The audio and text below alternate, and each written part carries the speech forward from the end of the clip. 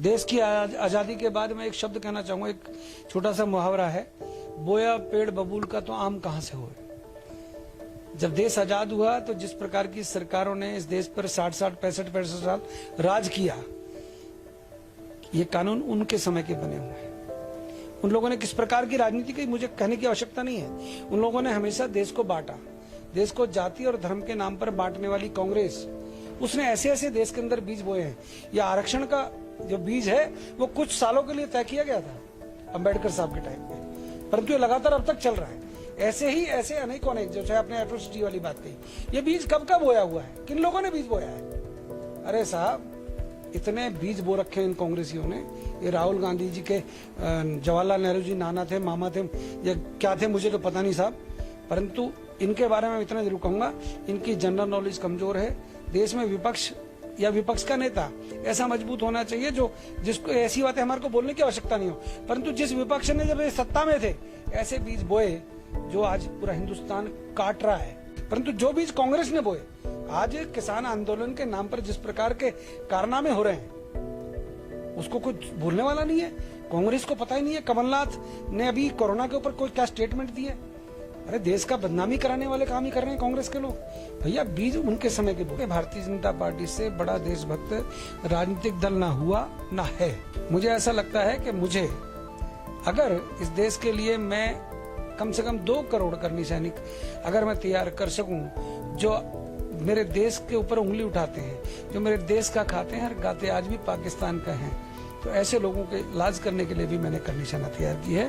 मैं एक बात अवश्य कहना चाहता हूँ, मेरे देश के अंदर रहने वाले वो लोग जो आज भी अपने आप को वंचित समझते हैं, जिनका हक कोई और ले रहा है और खा रहा है, जैसे आर्थिक आरक्षण की बात है, मैं आरक्षण का समर्थक हूं, परंतु आर्थिक आधार पर आरक्षण का। मैं आरक्षण का समर्थक हूं, परंतु उस दलित परिवार का, उस अनुसूचित जाति परिवार के उस व्यक्ति का मैं समर्थक हूं जिसके घर में आज भी आरक्षण का लाभ नहीं मिला, जिसके घर में आज भी रोटी बनाने के लिए पैसे नहीं है, एक वक्त की रोटी वो नहीं खा पाता। आरक्षण मिले तो मायावती को ना मिले, आरक्षण मिले तो गरीब को मिले, आरक्षण मिले तो रामविलास पासवान के लड़के को ना मिले, उदित राज को ना मिले। हम ऐसे कार्यों को लेकर, ऐसी सोच को लेकर आगे बढ़े। हम लोगों ने देश के प्रधानमंत्री से मांग की, उन्होंने आर्थिक आधार पर आरक्षण हमें दिया, परंतु मुझे ऐसा लगता है अभी आर्थिक आधार पर आरक्षण में कुछ त्रुटियां हैं। उन त्रुटियों को भी ठीक कराने के लिए हम भारत सरकार से, खासतौर पे देश के गृह मंत्री अमित भाई शाह से और देश के प्रधानमंत्री से लगातार हमारी मांगे हम मांगते रहते हैं और मनवाने के लिए अनुरोध भी करते रहते हैं कि जो देश का गरीब है, क्योंकि देश का प्रधानमंत्री गरीब की चिंता करता है, देश का गृह मंत्री गरीब की चिंता करता है। आज गरीब के खाते में सीधा पैसा जा रहा है। अनेक भारत सरकार की योजनाएं जो गरीब के सीधे खाते में जा रहे हैं, किसान के खाते में हजारों करोड़ रुपए कभी नहीं गए, आज हो रहा है। मुझे गर्व है, मैं ऐसी पार्टी का कार्यकर्ता हूं। और अगर करनी सेना भी उसके अंदर और सहयोग करती है भारतीय जनता पार्टी का, तो मुझे कोई आपत्ति नहीं है। मुझे पता है जो मेरे विरोधी हैं उनको तकलीफ होगी, क्योंकि भाजपा का आदमी है, ये भाजपा का 1 नंबर का वो है एजेंट।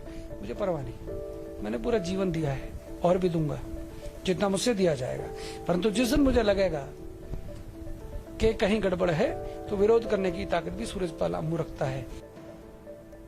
आज भी मुगलों ने राज किया, अंग्रेजों ने राज किया, परंतु आज भी 130 करोड़ के देश में 100 करोड़ हिंदू हैं, रहे ना। 20-25 करोड़ मुसलमान किसने रोका है? परंतु वो बांग्लादेश के रास्ते से अगर मान लो घुसपैठी अगर मेरे देश के अंदर घुसते हैं, और मेरा देश का जो सच्चा मुसलमान है, जो देशभक्त मुसलमान है, अगर वो उनके हक की रोटी पाकिस्तान का और बांग्लादेश का मुसलमान खाएगा तो सूरजपाल अम्मू को आपत्ति थी, है, रहे। मैं कहता हूँ जिन हिंदुस्तान के अंदर जिन मुसलमानों ने 1947 के बंटवारे के समय हिंदुस्तान में रहना पसंद किया, क्या ये उनका देश नहीं है? पाकिस्तान के अंदर जो हिंदू रह गए, अगर आज उनकी बहन बेटियों के साथ बलात्कार होते हैं, उनके घरों पर, उनकी जमीनों पर कब्जे किए जाते हैं, तो सूरजपाल अम्मू को खुशी है कि देश के प्रधानमंत्री ने, देश के गृह मंत्री ने उनको हिंदुस्तान की नागरिकता दी और कानून बना कर दी। क्या दिक्कत है? परंतु अगर कोई ये सोचे कि नहीं साहब खाएंगे हिंदुस्तान का, खाएंगे पाकिस्तान का, तो भैया करनी सेना को तो आपत्ति थी, है, रहेगी। मुझे परवाह नहीं। मुझे दुबई से फोन आ रहे हैं, मुझे पाकिस्तान से फोन आ रहे हैं, मुझे हिंदुस्तान से अनेकों कॉल आ रहे हैं। मुझे जान से मारने की धमकी दी जा रही है। भैया मरना सबको एक दिन है। सूरजपाल अम्मू तो लिखवा क्या है, जीऊंगा तो देश के लिए, मरूंगा तो देश के लिए।